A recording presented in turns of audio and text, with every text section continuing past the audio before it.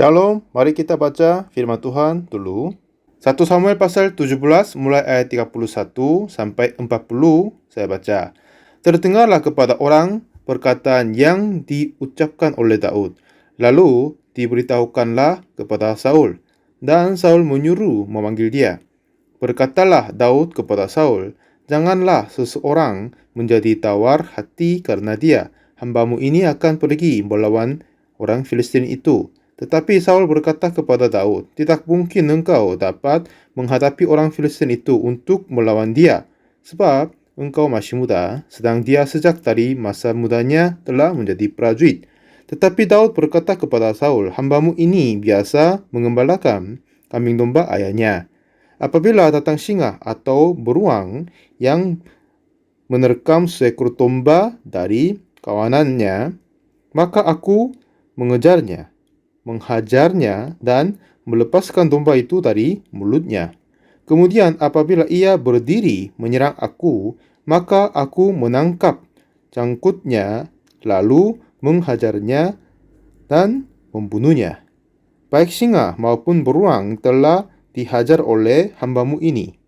Dan orang Filistin itu yang tidak bersunat itu, ia akan sama seperti salah satu daripada binatang itu, karena ia telah mencemooh barisan daripada Allah yang hidup.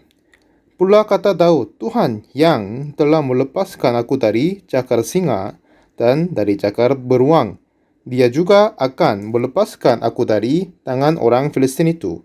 Kata Saul kepada Daud, "Pergilah, Tuhan menyertai engkau." Lalu Saul mengenakan baju perangnya kepada Daud, ditaruhnya kepotong tembaga di kepalanya, dan dikenakan baju zirah kepadanya. Lalu Daud mengikatkan pedangnya di luar baju perangnya. Kemudian ia berikhtiar berjalan, sebab belum pernah dicobanya. Maka berkatalah Daud kepada Saul, "Aku tidak dapat berjalan dengan memakai ini, sebab belum pernah aku mencobanya." Kemudian ia menanggalkannya. Lalu Daud mengambil tongkatnya di tangannya. Dipilihnya dari dasar sungai 5 batu yang licin dan ditaruhnya dalam kantung gembala yang dibawanya, yakni tempat batu-batu, sedang umbannya dipegangnya di tangannya. Demikianlah ia mendekati orang Filistin itu. Sampai 40 kita baca. Shalom semuanya. Di dalam kehidupan kita, banyak kali kita menemukan permasalahan yang kita tidak bisa membayangkan dulu. Kenapa Tuhan membiarkan kita kena hal-hal yang sulit ini? Di dalam kehidupanku juga, saya sudah pernah mengalami banyak hal-hal yang susah, yang kecil dan besar juga. Dan pengalaman-pengalaman ini tidak gampang dihapuskan di dalam ingatanku. Tetapi setiap kali saya berpikir itu, saya selalu bersyukur bagi Tuhan. Pada saat saya melayani di gereja di Jangpali, ini gereja yang kecil. Pada saat itu, saya dipanggil pusat misi kami di kota Daegu. Katanya pada hari Senin harus datang ke tempat kami. Tetapi pada saat itu, saya tidak sama sekali mempunyai uang untuk transportasi.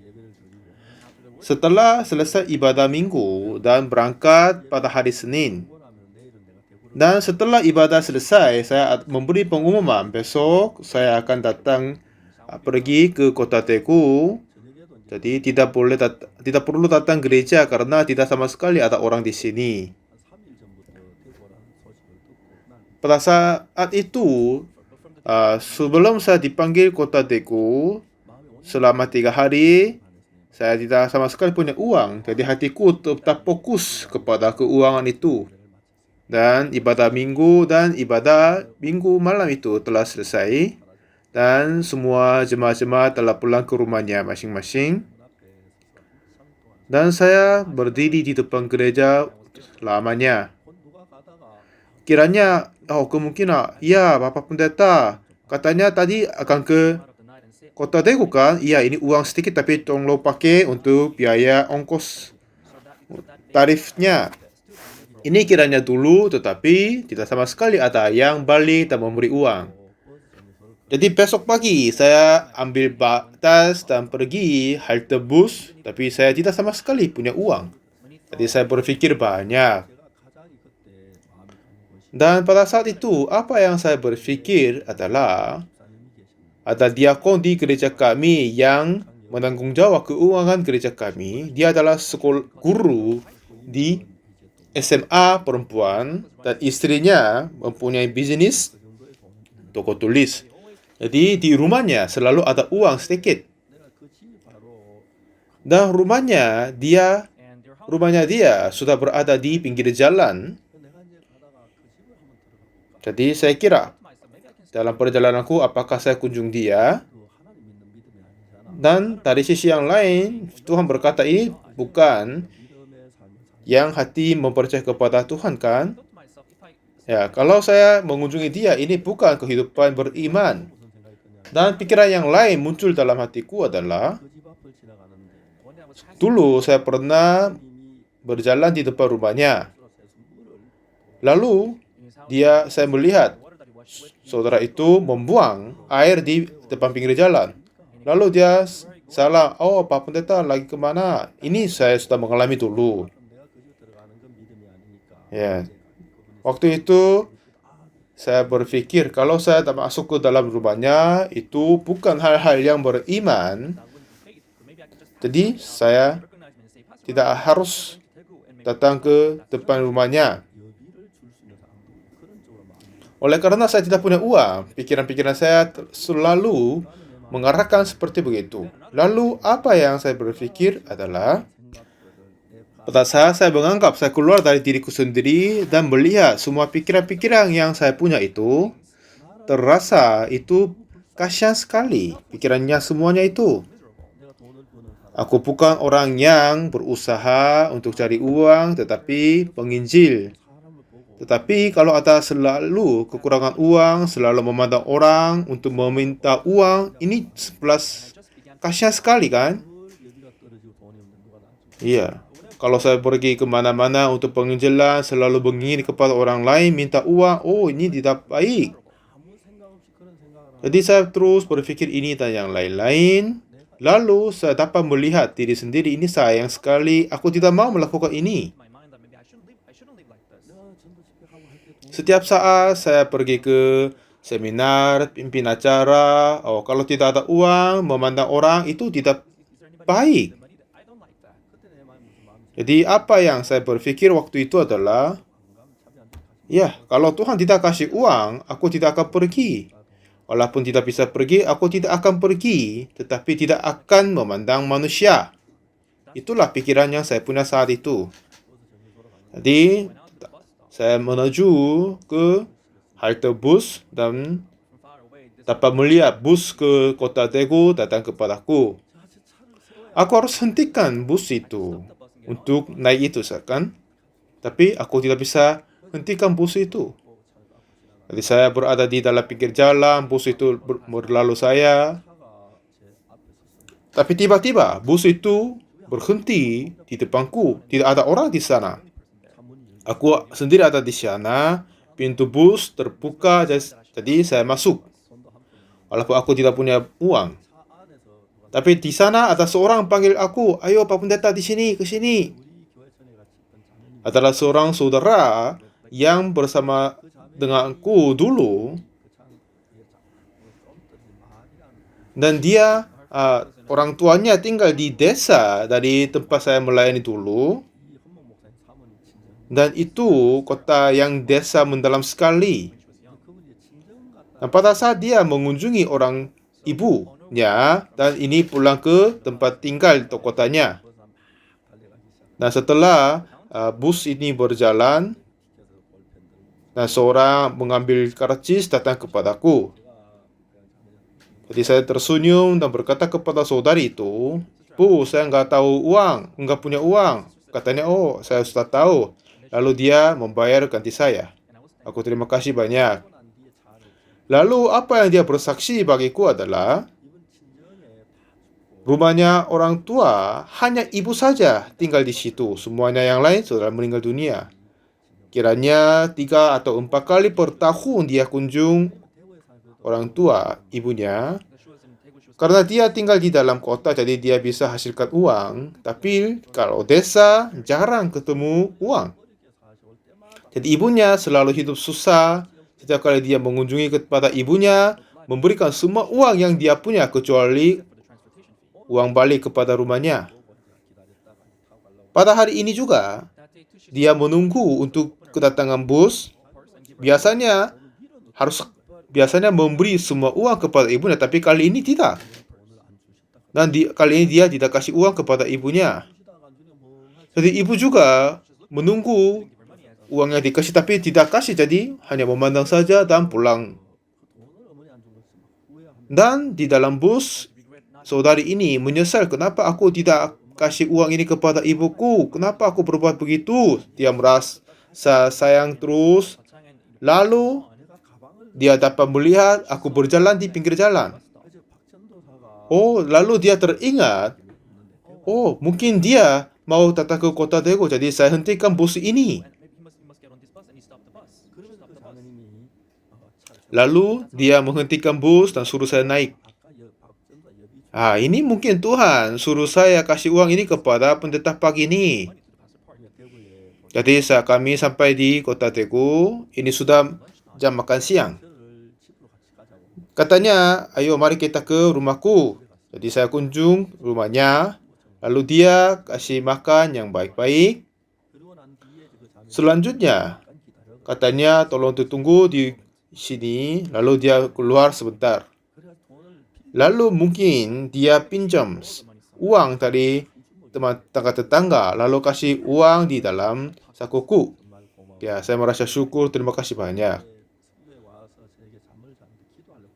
Dan pada saat malam itu, saya mau berdoa di pusat misi kami, dan saya teringat apa yang terjadi sepanjang hari ini. Kalau saya datang di toko tulis yang saudari punya itu, mungkin bus itu akan berlalu. Dan kiranya kalau saya berdoa, Tuhan akan mendengarkan. Saya kira begitu, mungkin kan? Ya, pasti Tuhan telah mempersiapkan semua segalanya untukku. Mulai saat itu, saya tidak sama sekali pernah meminta sesuatu apa yang saya keperluan kepada orang yang lain. Apa yang saya mau memberitakan kepada saudara-saudari hari ini adalah Tuhan selalu memimpin kita untuk beriman. Tetapi itu tidak susah kita meloncat dari keadaan kita kepada iman. Tetapi biar kita mengalami iman, dengan sengaja Tuhan memberi sesuatu yang kita tidak bisa tangani. Oleh karena itu, permasalahan yang kecil dan besar terjadi dalam kehidupan kita.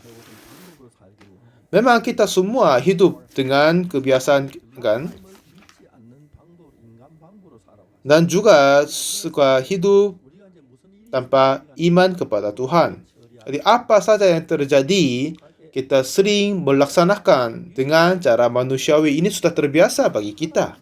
Tetapi Tuhan tidak suka kita hidup dengan manusiawi. Tetapi Tuhan harapkan kita mengandal kepadanya. Tetapi untuk itu, Tuhan,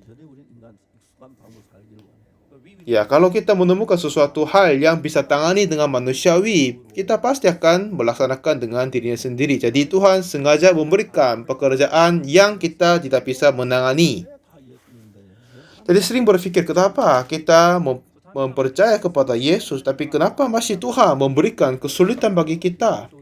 Seperti yang anak kecil dari rumahnya Naaman. Bagaimana dia berpikir? Kenapa aku sendiri tertangkap di rumah ini menjadi perbudakan di sini? Kenapa saya harus menjadi pembantu dan perbudakan di rumah orang sakit kusta ini?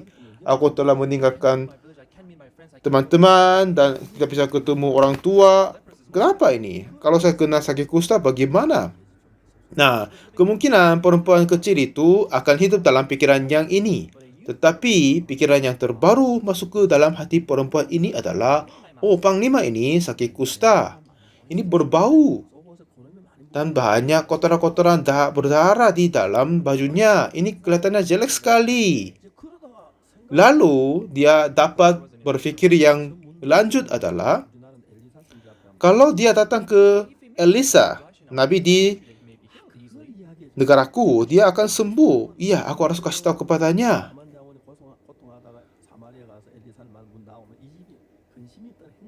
Ya, kalau dia sembuh dari penyakit kusta ini dari Yerusalem, dia menjadi berbahagia. Lalu dia memulai berfikir lanjutnya, oh ya, benar sekali. Oleh karena itu Tuhan izinkan saya ditangkap, ditahan di sini. Oleh karena itu Tuhan suruh saya ke rumahnya Naaman biar dia dapat disembuh dari sakit kusta, lalu diberitakan tentang Tuhan Allah dan semua negara prajurit akan berubah. Ini akhirnya dia dapat berpikir begitu. Dulu, ya, saya tidak pernah hidup sesuai dengan keinginan Tuhan. Hanya hidup biasa saja. Tetapi pada saat saya ada kekurangan uang untuk menuju ke kota Daegu, aku tidak sama sekali punya uang. Kalau saya berkata kepada orang yang tanggung keuangan di dalam gereja, saya minta uang untuk transportasi. Ya, kalau pinjam uang, aku nanti akan menggantinya. Boleh berkata begitu. Ini memang cara hidup manusiawi. Tetapi apa yang Tuhan berkata kepadaku adalah, ayo, bagaimana kamu mengandal kepadaku dengan permasalahan ini? Aku terasa begitu. Memang Tuhan tidak berkata kepadaku, tetapi aku melihat dirinya sendiri. Ya, aku harus datang ke Daegu, tapi tidak ada uang. Ada orang yang lain tidak bantuku. Apakah saya berkata kepada saudara ini, oh, itu tidak baik. Pada saat saya melihat diriku sendiri seperti itu, kasihan sekali. Nah, saya tidak suka gambar aku ini. Aku ini sepanjang hidup tidak akan cari uang, akan memberitakan Injil. Tetapi apakah aku harus hidup seperti begini? Aku tidak sama sekali ingin hidup seperti begitu. Walaupun aku tidak datang ke kota Daegu, tapi aku tidak akan mengandal kepada manusia. Akan mengandal kepada Tuhan Allah saja. Dengan hati ini saya berangkat dari tempatku, lalu menemukan saudari di dalam bus. Tuhan telah mempersiapkan uang kepadaku. Karena pada saat datang ke Daegu, aku tidak punya uang di dalam kota Daegu juga. Jadi Tuhan kasih uang melalui saudari itu dan membiayai semua pekerjaan di dalam kota Daegu. Ini semuanya terjadi oleh Tuhan, ya kan? Kadang saya juga pernah banyak kali kekurangan uang dan saya tidak tahu bagaimana apa-apa. Tetapi kita punya gereja dan jemaat-jemaat. Kalau saya menyatakan ada kekurangan, permasalahan, kemungkinan mereka bisa bantu saya, kan? Tetapi aku berpikir, aku ini adalah hamba Tuhan. Kalau Tuhan tidak izinkan aku pergi, aku tidak akan pergi. Ya, kalau Tuhan bisa izinkan saya dibunuh atau yang lain, nggak apa-apa. Tetapi pasti akan mengandalkan kepada Tuhan. Itulah saya berpikir dulu. Kalau saya berpikir balik untuk saat itu, dengan cara itu adalah tahapan-tahapan bagaimana Tuhan memimpin saya menjadi orang beriman. Tahun 69, saya memutuskan datang di kota Kimcheon untuk menginjili di sana. Tetapi cari rumah itu, ya, tidak murah, kan? Jadi, aku tidak sama sekali ada kesempatan untuk cari uang, dapat rumah di kota Kimcheon. Tetapi Tuhan memberikan rumah di sana. Kemungkinan. Lalu setelah itu juga, beberapa kali saya pernah lapar, tidak bisa makan beberapa hari. Dan juga beberapa kali aku tidak punya uang sama sekali. Tapi setiap saat aku mengandalkan kepada Tuhan, Tuhan selalu menyertai denganku dan membantu aku. Tadi pagi saya masuk ke YouTube. Lalu saya mencari singa di YouTube. Dan Daud ini berkata dia memegang jangkutnya dan membunuh dia, singa kan? Dan saya ingin cari bagaimana bentuknya jangkut singa. Dan di singa juga ada perempuan dan laki-laki. Dan ada yang beberapa jangkut saja, tetapi mengambil itu dan membunuh singa. Kalau singa laki-laki itu mempunyai banyak bulu di sana, ya mungkin itu kan? Ya mungkin itulah berarti jangkutnya. Ambil satu tangan dan satu tangan lagi dan membunuh dan memukul dia dengan mata atau hidung. Apakah singa itu adalah baik atau singa itu adalah lemah, bisa dikalahkan dari seorang yang kecil itu? Aku tidak bisa paham. Tetapi pada saat Daud temukan singa, ya kalau dia kabur itu tidak berarti kan?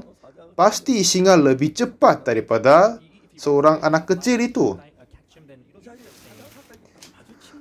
Dan dia melawan kepada singa. Dan pada saat singa mengambil kambing domba, lalu dia mengeluarkan dari mulutnya. Lalu singa mau membunuh Daud, tapi Daud mengambil jangkutnya dan membunuh dia. Oh, ini susah dipercayai. Tetapi ini cerita di dalam firman Tuhan kan? Kitab suci tidak akan berbohong. Ini memang faktanya. Ya, kemungkinan singa itu tua atau anggap apa, tidak tahu. Tetapi inilah cara bagaimana Daud melawan kepada singa. Kalau biasanya kita mengembalakan kambing domba, jarang ketemu singa kan? Tetapi pada saat Tuhan izinkan hal ini terjadi, pasti bisa terjadi. Memang kalau dia temukan singa, tidak bisa kabur daripadanya dan mau selamatkan kambing domba dari bulunya. Tetapi Daud mengambil jangkutnya dan memukul dia dan membunuh. Apakah ini bisa jadi enggak? Jadi tadi pagi saya cari video di YouTube, dapat melihat singa menggigit kepada badak. Tetapi badak itu tidak gampang dibunuh, dimatikan. Tetapi membunuh singa itu dengan satu tangannya, satu pukulan itu, oh susah dipercayai. Tetapi karena ini adalah cerita dalam kitab suci, pasti kebenaran. Dengan cara ini, bagaimana Tuhan mengajarkan iman kepada Daud. Di dalam kehidupanku, banyak kali saya terasa lapar, banyak kali aku tidak sama sekali punya uang untuk transportasi, dan ini sering terjadi kepadaku dulu. Tetapi, apa yang saya berpikir cara manusiawi adalah pinjam uang dari teman-teman yang lain atau minta bantuan. Inilah cara yang gampang sekali kan?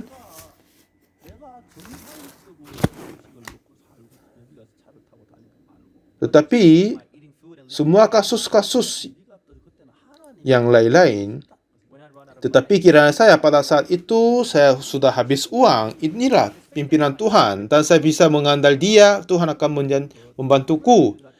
Jadi mulai saat itu saya menerima anugerah dari Tuhan sedikit demi sedikit yang lain. Setelah 68 saya selesai wajib militer. Mulai tahun 69 saya memulai pelayanan misi. Dan gereja kami di kota Daegu dan itu gereja yang kecil. Dan bagaimana Tuhan menuntun saya dapat mengatasi semua permasalahan ini. Tuhan yang hidup. Ya, kalau saya meminta kepada Tuhan, aku ini sudah menjadi anak Tuhan, jadi Dia adalah ayahku, jadi saya mempunyai hak sebagai anaknya kan. Tetapi kalau saya berkata kepada orang yang lain, itu tidak terasa baik. Seingat saya, sejak waktu itu, walaupun saya susah, tetapi tidak pernah meminta bantuan dari orang yang lain. Sejujurnya banyak kali ada kekurangan uang, tetapi setiap saat itu Tuhan memberi cara-cara yang istimewa dan memimpin saya. Pada saat kita membaca kitab pagi hari ini, Tuhan tidak mau melihat kita hidup dengan cara manusiawi. Kita juga semuanya kan, kita hidup cara manusiawi tanpa iman kepada Tuhan. Setelah saya menjadi pelayan misi, di dalam peringatan saya, aku sudah mengalami beberapa permasalahan, kesusahan, dan terus saya berdoa dan meminta kepada Tuhan. Tidak sama sekali minta bantuan dari orang yang lain. Tetap Tuhan terus membimbingku dan membantu saya. Tuhan memperbarui, mengganti situasi ini menjadi kesempatan untuk mengajar iman kepadaku. Inilah kehendak Tuhan bagi kita semua. Tahun 2020 ini adalah tahun yang sangat-sangat istimewa bagiku. Bulan April dulu kami beribadah Paskah online. Biasanya kami sewa stasiun kocok dan melayani ibadah Paskah itu. Tetapi tahun ini pemerintah Korea tidak mengizinkan buat acara yang besar itu. Biasanya kalau kita kumpul di stadion besar, jemaat-jemaat kami sekitar 25.000, 30.000 kumpul ibadah bersama. Tetapi tahun ini kami melayani secara online pertama kali. Dan katanya kami beribadah 3 sesi pada hari beribadah Paskah, Hari Raya Paskah. Setiap sesi 2 juta orang masuk dan mendengarkan firman khotbah dari kami. Aku tidak dapat bisa mempercayainya. Dan mulai bulan Mei, COVID-19 ini makin parah. Banyak orang terasa susah, ya kan? Jadi sebagai pendeta, aku mau menghibur mereka dengan firman Tuhan, jadi mengadakan seminar penginjilan, seminar Alkitab. Dan biasanya saya memberi khotbah sekitar 80 menit sampai 90 menit per sesi. Dan saya memberi khotbah sampai 11 sesi. Di antara itu, saya memusatkan cerita tentang bagaimana kita menerima pengampunan dosa. Pada saat itu saya memberi khotbah, saya nggak tahu, tetapi banyak orang sedang mati karena penyakit-penyakit itu. Dan banyak orang-orang Kristen pun juga terasa takut. Karena tidak ada orang yang tidak pernah berbuat dosa, jadi mereka takut akan neraka. Dan mereka ingin tahu cara bagaimana menerima pengampunan dosa. Mereka semua adalah orang-orang berdosa, jadi takut karena kalau mereka mati akan ke neraka. Jadi di dalam 11 sesi itu, saya terus memberitakan bagaimana caranya kita menerima pengampunan dosa dengan teliti. Dan selanjutnya, banyak saluran-saluran televisi dan radio meminta interview denganku. Pertama adalah yang stasiun di Fiji. Dan tanya mereka adalah, tolong menjelaskan 1 Yohanes pasal 1 ayat 9. 1 Yohanes pasal 1 ayat 9 ini berkata, jika kita mengaku dosa kita, maka Ia adalah setia dan adil sehingga Ia akan mengampuni segala dosa kita dan menyucikan kita dari segala kejahatan. Dan banyak orang Kristen baik Korea di seluruh dunia, mereka membaca firman ini dan mengaku dan menganggap mereka telah dibenarkan, diampuni dosanya. Tetapi ternyata dosa kita tidak dihapuskan karena kita mengaku. Karena dosa kita tidak dapat diampuni karena pengakuan. Apa yang mengampun dosa adalah hanya darah Yesus Kristus di atas kayu salib. Upah dosa ialah maut, kan? Jadi seseorang yang lain harus mati ganti kita. Kalau kita mengaku dosa, dengan itu saja sudah cukup mengampuni dosa, diampuni dosa. Artinya Tuhan Yesus tidak perlu mati di atas kayu salib. Untuk dosa kita diampuni hanya oleh pengampunan dosa dari Yesus Kristus, oleh darahnya. Dan kenapa kita masih mengaku dosa, kita perlu mengaku dosa adalah alasan yang terpenting. Aku ingin meneliti tentang pengampunan dosa dan mengeluarkan semua cerita firman di dalam kitab suci tentang pengampunan dosa dan belajar.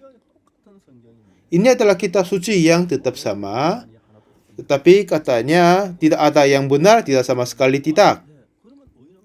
Kalau begitu, iya, tidak sama sekali ada orang yang benar. Tetapi ada beberapa firman Tuhan berkata di situ ada orang benar. Roma pertama, oleh karena itu orang benar hidup oleh iman, dan Nuh adalah orang yang benar.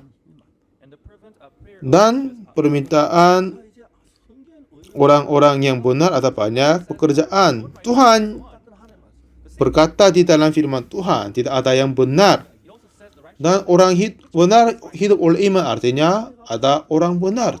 Bagaimana kita menerima ini? Apakah ada orang benar atau tidak? Lalu saya mulai membaca kitab seterusnya. Selanjutnya saya membaca itu Roma 3 ayat 23. Semua orang telah berbuat dosa dan telah kehilangan kemuliaan Allah. Dan oleh kasih karunia telah dibenarkan dengan cuma-cuma karena penebusan dalam Kristus Yesus. Semua orang telah berbuat dosa dan telah kehilangan kemuliaan Allah. Lalu, oleh karena Tuhan Yesus telah menebus kita dalam kematian Yesus di atas kayu salib dan mengampuni dosa kita dan selamatkan kita. Tuhan telah melihat dosa kita dan juga melihat darah Yesus Kristus atas kayu salib untuk dosa kita. Benar sekali, kita semua orang berdosa yang sudah berbuat dosa, tetapi semua upah dosa telah dibayarkan oleh darah Yesus. Akhirnya Tuhan berkata kepada kita orang benar. Kita sudah perhitungkan orang benar, ya kan? Dalam pikiran kita masih orang berdosa, tetapi pada saat Tuhan berkata, aku telah membenarkan engkau. Dalam pandanganku, Lazarus sudah mati, tetapi pada saat Yesus katanya dia akan hidup, ya, apakah Lazarus hidup atau mati? Seseorang yang percaya dirinya sendiri, dia berkata Lazarus sudah mati. Tetapi seseorang percaya Yesus, mereka percaya Lazarus hidup. Jadi seluruh Alkitab terjadi seperti begitu. Di dalam permasalahan ini, kalau kita memandang dengan pikiran kita, orang berdosa, tetapi memandang dengan Tuhan Yesus, kita orang benar. Kepada orang yang percaya diri, mereka berkata, aku orang berdosa, tetapi kepada orang yang percaya Yesus, aku orang berdosa, tetapi Tuhan membenarkanku, jadi aku telah dibenarkan. Inilah cerita Tuhan Yesus kepada kita tentang iman. Tuhan berkata, dia telah membenarkan kita. Kita sudah berbuat dosa, tapi telah dibenarkan. Kenapa? Karena penebusan dalam Kristus Yesus. Jadi susunan-susunan menjadi dibenarkan ini, kita semua menganggap diri orang berdosa, tetapi biar Tuhan menuntun hati kita mempercaya bahwa kita sudah dibenarkan. Saya sudah juga pernah mengaku banyak dosa, tetapi aku tetap orang berdosa dulu. Pendetaku berkata dia berdosa, dan semua jemaat penatua berkata mereka orang berdosa juga. Tetapi tahun 62, pada saat membaca kitab, saya menemukan dosaku telah diampuni. Dan saya memulai berbicara di gerejaku di Presbyterian. Setelah 1 bulan kemudian, ya, jemaat-jemaat kami tidak suka saya. Pada saat saya datang kamar untuk pemuda di gereja, mereka berbicara tentang aku. Ya, Oxford itu adalah orang yang lucu. Aku sudah tahu dia, tapi dia berkata apa? Dia tidak punya dosa. Itu bohong sekali. Aku terdengar itu. Aku mau membuka pintu. Apakah tamu itu? Saya mau melawan dia, tetapi aku tahan. Saya melepaskan pintu itu, lalu keluar dari sana. Dulu saya hanya hidup di dalam gereja. Kehidupanku penuh dengan gereja, tapi aku telah disingkirkan oleh yang lain. Aku menjadi tersendirian. Satu ketika, Papa Pendeta mengumumkan bahwa Oxford ini tidak boleh hadir pada jamuan suci.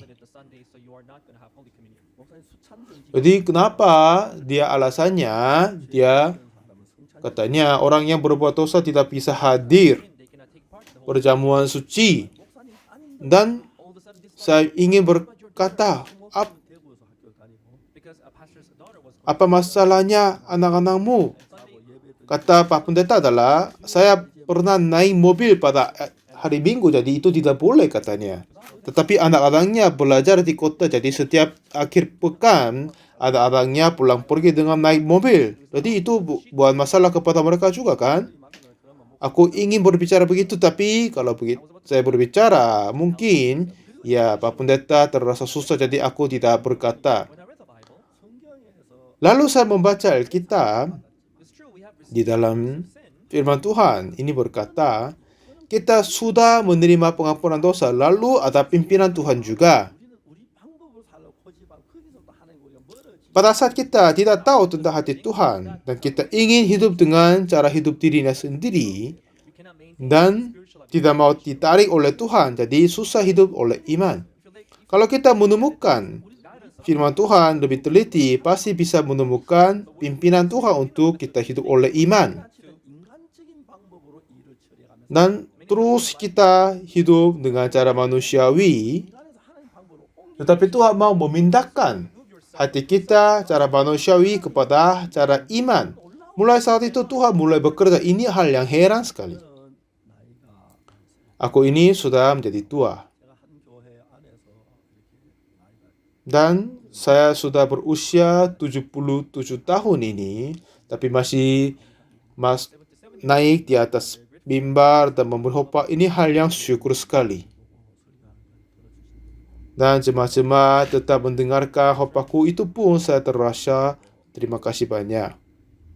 Kalau hari ini juga Tuhan menghentikan aku melayani, aku harus dikeluarkan. Kalau saya naik beberapa tangga atas sini, tetapi kalau Tuhan tidak izinkan, bagaimana jadi kan? Tanpa Tuhan, bagaimana saya bisa melayani? Apa saja yang melakukan, aku tidak bisa melawan kepada Tuhan. Pada saat saya membaca kita, kenapa Daud melawan kepada singa? Karena singa ada di sana akan melawan kepadanya. Ya, dia tidak bisa kabur daripadanya, harus melawan kepada singa. Kalau kabur, ia akan ditangkap dan dibunuh juga kan? Harus mengeluarkan kambing domba dari mulutnya. Dan kalau singa beruang mau membunuh, tetapi ambil jangkuk dan membunuh dia. Kalau tahu memukul singa, apakah singa dapat dibunuh? Tidak mungkin kan? Tadi saya menonton YouTube itu, pada singa menggigit kepada badak. Tetapi badak tergerak seperti begitu, tapi singa tidak akan melepaskan dia. Akhirnya badak itu terjatuh. Nah, singa itu yang terkuat itu, tapi anak kecil Daud memukul 1-2 kali, jadi singanya mati. Tidak mungkin kan kiranya kita begitu. Tapi penting adalah Tuhan menyertai dengan Daud. Dengan satu jari pun sudah cukup sekali membunuh singa, karena Tuhan menyertai dengan dia dan membantu dia. Jadi sampai sekarang kita hidup dengan cara manusiawi, tetapi kalau kita melepaskan cara dirinya sendiri dan dipimpin oleh Tuhan, kita dapat dibesarkan sesuai dengan pimpinan Tuhan. Kita akan menjadi orang yang hebat. Tahun ini kami memberi khotbah seminar melalui online dan seluruh dunia terkaget. Dan panitia-panitia kami mengaturkan waktu bisa saya bertemu dengan banyak orang-orang tokoh-tokoh di dunia, beberapa menteri, beberapa rektor dari beberapa negara ketemu. Dan dengan kali ini saya menjadi orang terkenal. Banyak orang ingin bertemu dengan aku. Ada yang ketemu saya tidak bisa Kali ini aku ketemu seorang yang juru bicara dari Istana Presiden dari Malawi juga. Dan di gereja-gereja di Amerika ada dua persekutuan gereja yang terbesar. Satu Assembly of God atau persekutuan gereja itu adalah yang terbesar dan mereka sudah mendekati kepada kami. Seorang pendeta dari Malawi, dia juga ketua pendeta-pendeta dari persekutuan gereja di sana. Nah, pada saat saya berbicara sama dengan juru bicara dari kepresidenan Malawi, dia senang dan aturkan waktu dengan pertemuan aku dengan Presiden Malawi. Malawi adalah satu negara yang miskin sekali. Di sana ada yang sungai yang bersih sekali. Kalau kami membeli pompa dan menaik air dari bawah ke atas, semua tanah akan menjadi pertanian yang tanah baik sekali. Tetapi oleh karena musim kemarau terpanjang, semua jagung-jagung terkering, semuanya mati. Itu sayang sekali. Nah, semua segala permasalahan-permasalahan ini, cara hidup kekristenan ini, kalau pikiran-pikiran kita memimpin kita sendiri atau firman Tuhan memimpin kita, itu sudah jauh berbeda. Sering saya berkata bahwa apa yang saya berbuat ini bukan aku berbuat, tapi Tuhan yang berbuat. Kali ini 120 juta orang dengar khotbahku. Ini bukan aku menghitungkan, tetapi 276 stasiun, saluran stasiun, mereka memperhitungkan pendengar-pendengar, lalu menghitung jumlahnya 120 juta. Dan ribuan orang berkata mereka menerima pengampunan dosa. Aku ini bukan apa-apa, tetapi Tuhan tetap menuntun saya, memimpin saya. Jadi Tuhan mengizinkan aku melakukan missionary school. Aku tidak suka memulai missionary school. Ya, saya tidak mau melaksanakannya. Kiranya Tuhan melupa, tetapi akhirnya Tuhan mendorong aku harus mulai tahun 72. Kiranya aku bahwa Tuhan mempunyai rencana kepada saya. Pada saat saya melakukan sekolah misi ini, semua murid di sekolah misi menganggap dirinya sendiri terbaik daripada saya. Jadi semua permasalahan dari pendeta-pendeta memulai dari itu. Kali ini saya tidak mengizinkan mereka menjadi pendeta dan memberi konsultan kepada mereka. Mereka penuh dengan teori tapi tidak sama sekali ada iman. Akhirnya saya berpikir aku harus berhenti melayani untuk sekolah misi. Mereka ingin menjadi pendeta tetapi tidak ingin menjadi orang beriman. Aku panggil seorang pendeta yang lain. Mereka sujud kepadaku, sopan kepadaku, tapi tidak sama sekali dengar kata saya. Aku memberi konsultasi 1-2 kali lagi, tapi tidak mau. Kalau mereka dengar dan belajar iman ini bagus, tapi tidak mau dengar. Kalau mereka mendengarkan konsultan saya, tuntunan saya dapat mengalami iman, akhirnya mereka bisa menjadi paling sedikit seperti aku. Tapi masih tidak ada yang banyak begitu. Pendeta Yongjun Park dulu dia meninggalkan gereja, baru balik dia. Baru dalam 1 bulan ini dia berkata dia menemukan hal yang jauh lebih besar dari dulu katanya. Dan seorang pendeta yang lain yang meninggalkan gereja kami juga bertemu dengan saya karena ada yang acara pernikahan anaknya. Lalu dia berbicara sama pendeta Yongjun yang lain. Lalu Bang Yongjun dia memberi saksi bagaimana Tuhan bekerja di sini. Setelah dia terdengar dari pendeta Bang Yongjun, hati dia menjadi berubah.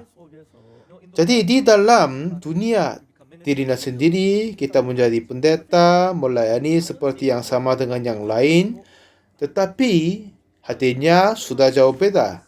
Sudah jauh berbeda. Kita bisa merasa dan melihat. Semuanya orang berdoa, semuanya melayani, tetapi mereka tidak melepaskan dari hati yang mempercaya dirinya sendiri. Masih mereka berada di dalam hati yang memusahkan dirinya sendiri. Kalau seseorang menyangkal diri dan ikut kepada Yesus, inilah orang Tuhan mau mencari. Tetapi Saul juga berkata tentang Tuhan, tetapi akhir-akhirnya mengikut pikiran diri sendiri. Akhirnya Tuhan menyingkirkan Saul. Memang Tuhan tidak sama sekali ditipu oleh manusia, kan? Walaupun kita berbohong kepada orang yang lain, tetapi Tuhan tidak akan ditipu oleh kita, kan? Pada saat saya konsultan sama murid sekolah misi, saya merasa susah. Mereka ingin menjadi pendeta, tetapi mereka masih berada di dalam keinginan-keinginan tubuh jasmani. Kenapa anak-anak muda sekarang ini pikir begitu? Aku nggak tahu. Jadi sekarang, kenapa Tuhan tidak melatih kepada Saul? Ya, pasti Tuhan melatih kepada Saul juga. Pada saat dia melawan kepada Filistin, Saul merasa takut sekali. Kalau iman kepada Tuhan memimpin dia, seperti Daud menyangkal singa, dia pun dapat kalahkan orang-orang Filistin. Dan anaknya Yonatan, walaupun dia hanya membawa seorang hambanya datang ke Filistin, dapat kalahkan itu, kan? Tuhan telah memberikan semua kekuatan kepada kita, tetapi Tuhan tidak menggembirakan pada saat kita sudah mempersiapkan semua segalanya dan memulai bekerja. Tetapi walaupun kekurangan, tetapi berjalan untuk iman kepada Tuhan. Inilah Tuhan menyenangkan. Kalau kita percaya kepada Tuhan, ya Tuhan adalah yang menjagaku, Dia berjalan di depanku. Jadi berjalan dengan iman. Berapa lama aku bisa memberi khotbah di sini aku nggak tahu, tapi harapkan saya mau memberi khotbah semakin banyak dan lagi. Untuk ini saya tidak harus melakukan baik-baik kepada jemaat atau penatua yang lain, tetapi kepada Tuhan saja. Apa yang saya mau berkata adalah kita sungguh berbuat dosa dan kejahatan. Tetapi pada saat kita mengembalikan hati kita, 1 menit sudah cukup. Permasalahan kita, tidak perbuatan dosa kita itu tidak masalah. Tetapi kalau kita bertobat dan balik kepada Tuhan, kita sudah menjadi hamba-hamba Tuhan yang terbaik. Pendeta Pak Gyeongju juga keponakan saya. Banyak orang berkata mengangkat dia, meninggikan dia karena keponakanku. Itu tidak sama sekali tidak. Dulu dia kalah pelayan misi di Amerika dan Kanada. Lalu aku panggil dia untuk setir mobilku. Waktu itu saya menghitungkan berapa lama saya berada di dalam mobil per hari. Kira-kira 2 jam saya berada di dalam mobil per hari. 2 jam per hari itu tidak kecil di dalam sehari-hari, ya kan? Jadi saya tidak mau menghabiskan waktu di dalam mobil saja.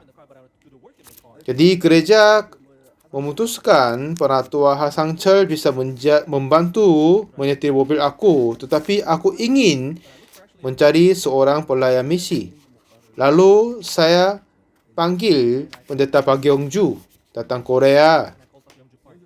Itulah keponakanku, jadi saya berkata kepadanya, ayo Yongju datang ke Korea, bantu setir mobilku. Aku tidak pernah berpikir aku menghentikan pejabat dia untuk pelayan misi, tetapi dia berpikir dia menganggap diri aku tidak akan melaksanakan sebagai pendeta, jadi dia berputus asa dan datang di sini. Lalu dia datang di gereja kami selama 1-2 minggu. bersama di sini dan dia terheran dan kaget. Hampir setiap hari dia menangis. Dan apa yang dia berkata dengan Bapak Pendeta Ihomok, katanya, oh ya, apa yang mereka bersaling berbicara adalah Ihomok berkata bahwa Bapak Bagyongju berlutut dan berkata dengan menangis selama 2 jam tentang kesaksiannya. Katanya, aku orang ini jahat sekali. Aku ini orang yang tidak baik sekali, katanya. Hampir setiap hari, sepanjang 1 tahun, dia menangis karena dia terasa kejahatan dulu. Terus setelah itu, Tuhan bekerja keras di dalam hatinya. Bagus sekali. Sebenarnya dia ada di kota Pundang, tetapi biasanya dia bekerja untuk saya, membantu saya sendiri terus. Ada beberapa pendeta yang sangat-sangat kerohanian, tetapi ada masih banyak yang hanya mengucap dalam kata-kata saja. Saya dapat melihat tidak sama sekali ada yang iman di dalam hatinya. Kita tidak perlu menjadi sopan, baik hati, tetapi harus mempersatukan hati sama Tuhan. Inilah bagaimana Tuhan menuntun kita semua. Kalau kita mempunyai hati ini, di mana saja kita pergi, di mana saja kita berada, Tuhan akan bekerja melalui Anda. Tetapi orang-orang yang arogan, mereka hanya melaksanakan sesuai dengan keinginan dirinya sendiri, tetapi tidak sama sekali ada pekerjaan Tuhan karena mereka tinggi hati dari Tuhan. Kalau hatinya tertinggi, mereka meninggalkan cara hidup Tuhan dan hidup dengan manusiawi. Jadi pekerjaan Tuhan tidak akan menyatakan olehnya. Dan terus mereka mengikuti keinginan-keinginan tubuh saja. Ini adalah membenci Tuhan. Mereka tidak sama sekali dapat berkat oleh Tuhan. Oleh karena itu, Saul disingkirkan.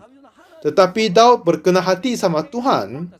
Jadi Tuhan berkata kepadanya, aku melihat Daud, dia berkenan kepada hatiku. Aku tidak melakukan baik-baik kepada jemaat, tetapi harus berjalan sama dengan Tuhan.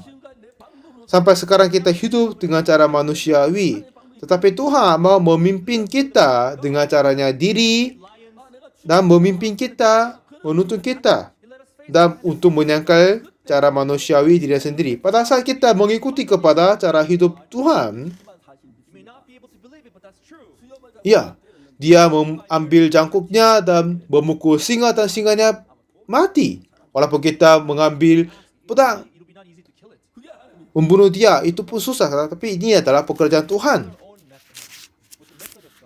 Seseorang yang hidup untuk Tuhan, hidup untuk Injil, inilah bagaimana Tuhan melatih dia. Daud sudah mempunyai iman kepada Tuhan. Tuhan melihat hati Daud. Kita tidak perlu melihat manusia, karena Tuhan menyertai dengan kita dan membantu kita. Kita tidak perlu memandang Tuhan, manusia, dan meminta apa-apa kepadanya. Dan Tuhan membiarkan Daud dapat mempercayai kepada Tuhan, mengizinkan singa datang dan memberi kesempatan melawannya. Lalu Daud terasa apa? Ini bukan aku yang membunuh dia, tetapi Tuhan menyertai dengan tanganku dan membunuh dia. Iya, karena Tuhan membantu saya jadi memukul singa, dia akan mati. Ini bagaimana Tuhan menjaga dia mempercayai itu. Dan lalu dia akan percaya kepada Tuhan seterusnya. Tetapi Saul tidak. Terus dia duduk di depan tembok karena tidak ada orang dari belakang untuk membunuhnya. Selalu dia pegang senjata-senjata. Saul selalu membawa senjata untuk menjaga dirinya sendiri. Tapi Saul mati dengan terjadi. Tapi Daud dapat melayani Tuhan untuk lama waktunya.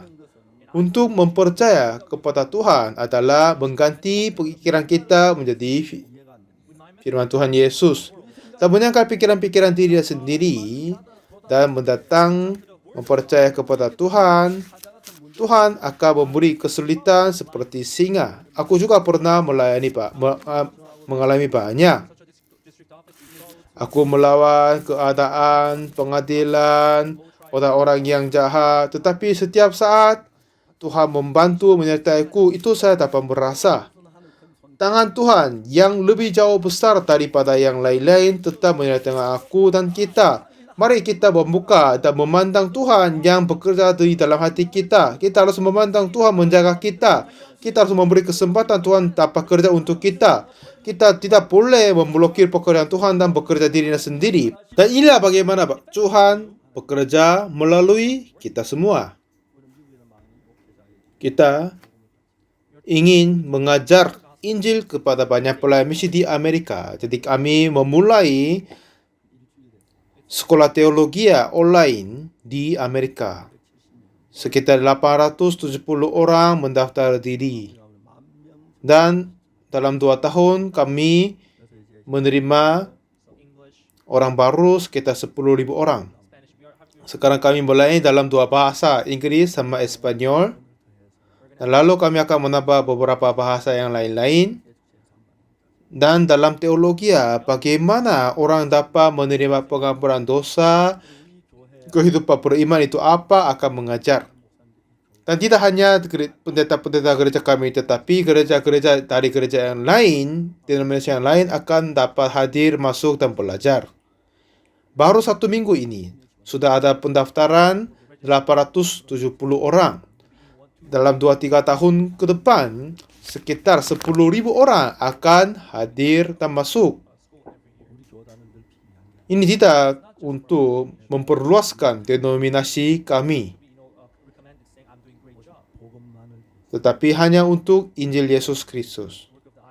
Kami melakukan IYF, Gracia, CLF. Ini semuanya untuk melaksanakan Injil Yesus Kristus. Dan saya selalu berpikir ulang dan memperhitungkan apakah ini menyenangkan Tuhan. Tuhan senang ini. Kita semua bukan apa-apa, tetapi mempersatukan hati sama Tuhan. Tuhan bekerja melalui kami. Tuhan yang saudara-saudari yang kekasih Tuhan. Tidak hanya kita hidup dengan dirinya sendiri, cara manusia, tetapi memberikan hatimu kepada Yesus. Lalu kehidupanmu akan terjadi oleh Yesus.